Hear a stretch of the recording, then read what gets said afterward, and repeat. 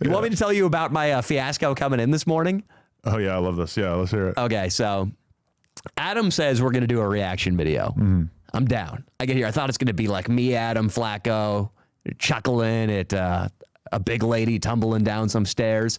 I get here, though, and Josh tells me, first of all, it's kind of early. I haven't had my coffee yet. I'm in a foggy state of mind. Josh tells me, like, oh, yeah, we're going to sit you next to Almighty Suspect, and Adam's not going to be here. And I go, the Almighty Suspect who's been calling me a racist and saying he doesn't fuck with me on I didn't know podcasts. this. Somehow I missed this. I thought that everybody got along well here. I didn't know that there would be anything to get past. So there was one podcast where basically it was 4 hosts saying that I was a racist and not a very good person while Josh pushed back. Who else was saying it? Oh, was it on the news? You know, Lush did a little bit. Lush, like... Shocker. Dude, he was saying, like, just videos of mine that were clearly not racist. Lush was saying they were kind of suspect, but... That's like his whole thing. Okay, and then I guess that's what Josh told me was that, like, Almighty, that's sort of his thing, too. Is he just... And that's sort of the nature of The Office, is just taking a bold stance on somebody and doubling down on it. But for 10 minutes, I told Mikey and I told Josh, I was like, dude, I don't feel comfortable, like, telling zingers over Walmart videos with a guy who thinks I'm a terrible person who hates black people. I don't blame you at all for having that feeling at all, yeah.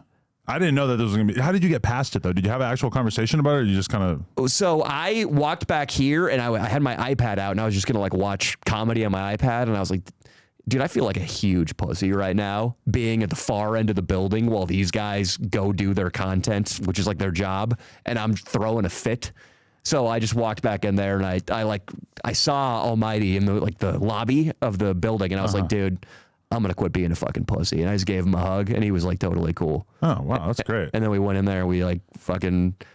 Dude, when you just have, like, match energy with somebody face-to-face, like, it's humans, we're social creatures. Like, the respect just kind of comes. Like, once he and I were making fun of an obese woman on the Whatever podcast together, you know, she became the enemy, and we became friends. She or he. It's really...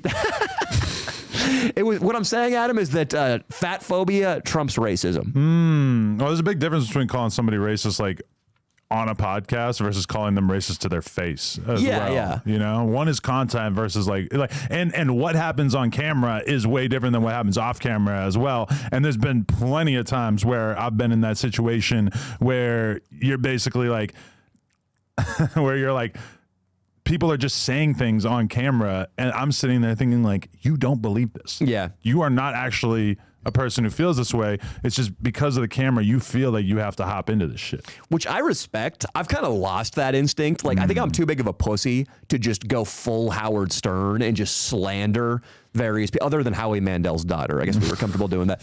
But that's a safe move. You know, she's not going to pull a drive-by.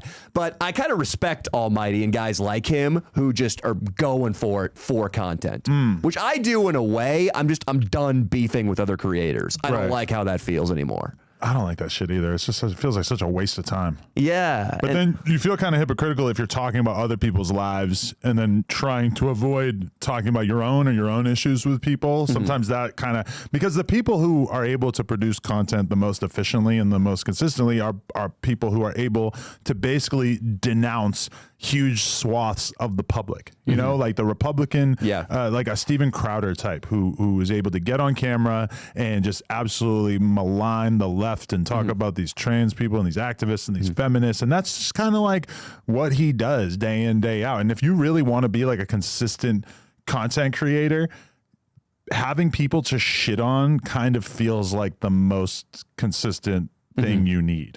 This has been a clip from my new podcast, Sledge Lords with Danny Mullen. We're dropping a new episode every week, so either hit the link in the description or search up the Adam 22 channel on YouTube. Appreciate you guys.